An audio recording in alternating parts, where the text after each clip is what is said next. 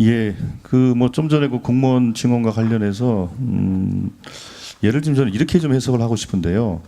그러니까 사실은 역대 정부에서 그러니까 사회가 변화하고 복잡해지면서 온갖 다양한 그 행정 서비스, 행정 수요들이 발생하는 거 아닙니까? 뭐 치안 서비스, 소방 서비스, 복지 서비스 등 다양한 행정 수요가 발생했고 또 그로 인해서 적기에 국민들에게 서비스를 제공해야 하는데 실제로 현재 우리 공무원의 숫자는 실제로 그 서비스를 제공하는데 좀 부족했다. 그래서 항상 그 공무원 증원 계획을 역대 정부에서도 세웠던 거 아니겠습니까? 그런데 사실은 역대 정부에서는 그 과감하게 결단을 하지 못했던 저는 측면이 있다고 보고 문재인 정부에서는 국민들에게 행정 서비스를 적기에 해주기 위한 결단을 내린 결과다. 저는 이렇게 해석을 하고 있고요. 그리고 이제 말씀하신 것처럼 향후의 행정 시스템이 어떻게 바뀔지는 사실은 예측하기 쉽지 않습니다만 그렇다고 해서 현재의 국민의 불편을 또 우리가 또 외면할 수는 없는 것이 아니겠는가 해서 국민들은 현재 적절한 서비스를 또 요청하고 있는 것에 대한 이제 정부의 화답이다 이렇게 저는 진단을 하는데 이 점에 동의하십니까?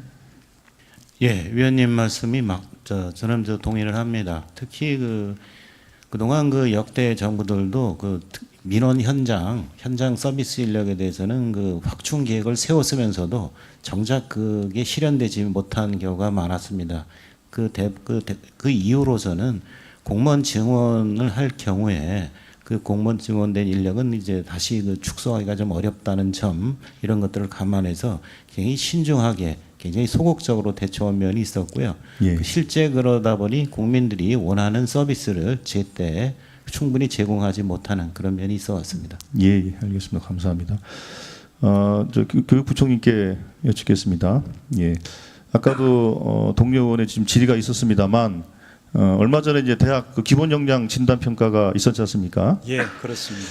이거는 그 대학에는 그 전에 이제 지난 정부에서 대학 구조개혁 평가로 진행되던 것을 그것에 대한 비판점들을 수용해서 개선으로 이제 만든 거 아니겠습니까? 예, 그렇습니다. 예, 당시 이제 진행됐던 그 평가에 대한 주요 비판점이 주로 어떤 거였죠? 2015년에 이루어진 구조개혁 평가는 A등급부터 2등급까지 구분하고 그리고 이제 거기에는 이제 재정 지원이 따르지 않고 그야말로 이제 전반적인 구조 조정을 위한 구조개혁 평가였습니다. 예, 이제 구조 조정을 목적으로 한 평가였던 것이고 또 한편으로 그 결과 이제 수도권과 지방에 사실은 특히 이제 지방 소재 대학에 불이익들이 엄청 심하게 들어가서 지방 대학이 고사 위기에 처한다라는 그런 또 비판도 많이 있었지 않습니까?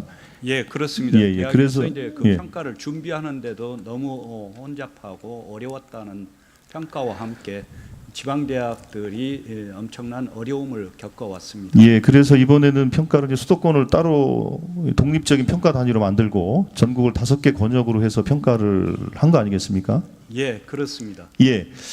그런데 문제는 이제 그렇게 출발을 했는데 여전히 이제 지방 대학에서는 이번에 그 기본 역량 진단 평가도 지방 대학에 불리한 결과가 나왔다라는 비판을 좀 많이 하고 있습니다. 그 점 듣고 계시죠?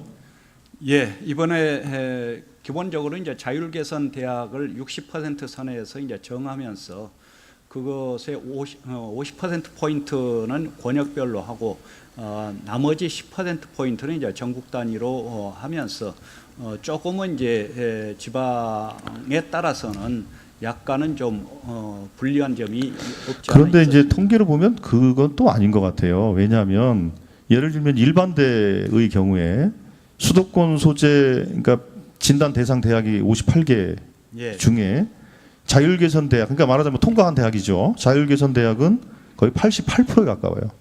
51개 학교고. 그러니까 재정지원대학이나 뭐 역량 강화대학으로 떨어진 거는 뭐 1개, 6개에서 7개 대학밖에 안 된다는 거죠. 반면에 지방 소재 대학의 경우에는 102개가 진단을 받아가지고 68%가 통과됐습니다. 그러니까 32%가 탈락을 하게 된 거죠. 물론 이제 전문대는 조금 상황이 좀 다릅니다만 그러다 보니까 실제로 그 평가 방법을 바꿨음에도 불구하고 여전히 수도권 중심의 평가 결과가 나온 것이 아니냐라는 그 비판이 있습니다. 전체적으로 이제 자율개선 대학이 된 게 이제 207개 대학인데 207개 대학 중에서 사실상 이제 지방과 또 수도권 이것은 이제 그 비율만큼 원래 학생 비율만큼 나와 있습니다. 예, 어쨌든 그 통계에 대해서는 그 50%를 기본으로 하고 10%를 가지고 사실 조정을 했는데 그 결과가 이렇게 그 소위 이제 그 자율계산 대학으로 들어간 그 이 퍼센테이지가 한 20% 정도가 차이 나는 이유가 사실은 좀 납득이 잘 안 갑니다만 어쨌든 그 부분에 대해서는 뭐 추가로 좀 말씀을 나누는 걸로 하고요. 제가 오늘 사실은 그 질의를 드리고 싶었던 핵심적인 내용은 지난번에 교육부에서 말씀했습니다만 2021년까지 한 5만 6천 명의 정원 감축이 예상되고 이로 인해서 뭐 38개 대학 정도가 폐교 가능성이 높다라고 분석을 했습니다.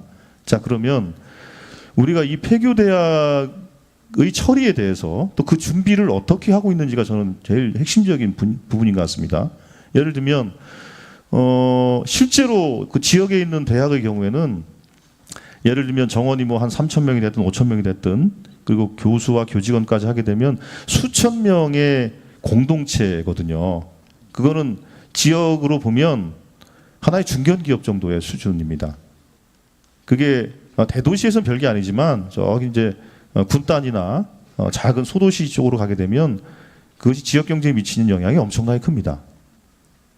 근데 이제 이런 대학들이 38개가 퇴출이 된다는 것인데 그랬을 경우에 거기에 종사하는 학생들은 다른 학교로 전학을 가거나 하면 뭐 됩니다. 근데 거기에 종사했던 교수나 교직원들 그분들은 하루아침에 직장을 잃는 결과가 생기게 됩니다. 그것이 정부가 강제적으로 퇴출을 하건 시장 논리에 의해서 경쟁에 의해서 퇴출되건 어떤 형식으로 퇴출되든 관계없이 현실로 벌어질 건데 이거에 대한 우리가 대비를 하고 있느냐가 핵심적인 부분입니다. 부총리께서는 이거에 대한 준비를 어떻게 하고 계십니까? 저희가 이제 그러한 자료를 낸 것은 이제 사실상 금년 2018년 대학 입학 정원은 이제 48만 3천 명인데 실제로 이제 급격하게 대학 지망자 수가 줄어서 2021년도에 이제 대학에 지원할 학생들은 42만 7천 명으로 이제 예상됩니다. 그래서 이제 무려 5만 6천 명의 간격이 벌어지기 때문에 이 사안을 빠르게 대응해 나가는 게 필요하다는 생각에서 그런 자료를 냈고요. 그리고 예. 이제 그것을 위해서 바로 이제 사학연금공단을 비롯해서 전반적인 이제 대응을 위한 법안도 이제 제출되어 있고 그것은 이제 청산과 관련된 그런 이제 법안을 이미 이제 제출해 놓고 있고 그리고 이제 또 하나 전반적인 폐교 과정을 조정한 지금 의원님께서 말씀하신 거기에 이제 교수들 부분이나 이제 그 월급 채권 문제라든가 채무 문제. 예. 아니 그래서 저는 이제 그렇게 준비를 하고 계시는데 결국에는 이제 이 구조조정에 대비한 시장의 충격을 대비하기 위해서는 일종의 이제 기금을 조성한다든지 퇴출 구조를 정확하게 프로세스를 설계한다든지 다양한 제도적인 뒷받침이 필요한데 사실은 핵심적인 것은 어쨌든 그 재정적인 준비가 좀 필요하다라는 취지로 제가 기재부 차관님께 좀 질의를 하고 싶습니다. 아까 이제 그 교육부총리가 쭉 말씀을 한 것처럼 실제로 그게 뭐 멀지 않은 장래에 벌어질 일입니다. 대학의 구조조정이라는 것이 우리가 일률적으로 뭐 10% 20% 대학 정원을 일률적으로 감축하지 않는 한 폐교 대학은 나올 수밖에 없는 상황이고 이 폐교 대학으로 인한 실제로 경제적 효과도 큰 만큼 우리가 이제 예를 들면 조선업이라든지 다른 업종에 대해서 구조조정을 했을 때 이러저런 안전장치를 재정적으로 뒷받침하는 것처럼 대학도 저는 그런 조치가 좀 필요해 보이는데 기재부에서는 관련해서 어떤 의견을 갖고 계십니까? 안정장치를 말씀하신 거는 가령 구체적 예를 들면 이제 예를 들면 그 뭐 기금 같은 것들을 조성해서 그 폐교 재산을 예를 들면 폐교 재산을 환수했을 때 그 처분을 하거나 활용하는 데서 시간적인 갭이 필요합니다. 그랬을 경우 그 자금을 지렛대로 삼아서 퇴출되는 교직원들에 대한 안정 자금을 만들어 주고 그 폐교 재산을 활용할 수 있는 이런 하려면 기금 같은 게 필요하거든요. 예, 우리나라의 인구 구조 앞으로 전망되는 인구 구조 변화를 감안할 때 대학의 구조 조정은 우리가 피할래도 피할 수 없는 그런 과제라고 생각합니다. 그 과정에서 아마도 적지 않은 그 고용 문제 그다음에 또 지금 말씀하신 그 각종 그 대학 자산의 또 문제 그런 것들을 나중에 청산하거나 할 때 그 시차로 인한 뭐 최근에는 또 심지어서는 뭐 임금 체불 임금 문제까지 이제 발생하고 있으니까요. 이렇게 마찰적으로 여러 가지 문제가 발생할 수 있다는 점에서 위원님께서 그 제시하신 뭔가 여기에 대한 베이클 같은 걸 하나 좀 마련해 둘 필요가 있지 않나. 어떻게 보면은 뭐 대학 구조조정 기금 그러면 좀 말이 너무 좀 강한 것 같고요. 이런 것들에 대비하기 위한 완충 장치 이런 것들을 한번 미리미리 한번 고민해 보는 것도 가치가 있다고 생각을 합니다.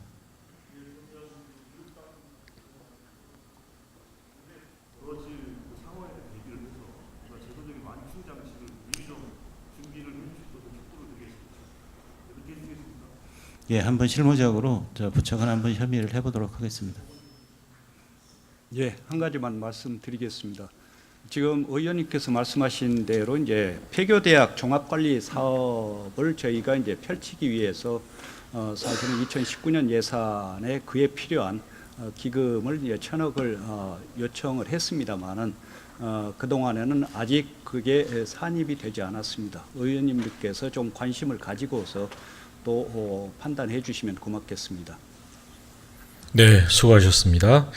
다음은 존경하는 이채익 위원님 질의해 주시기 바랍니다.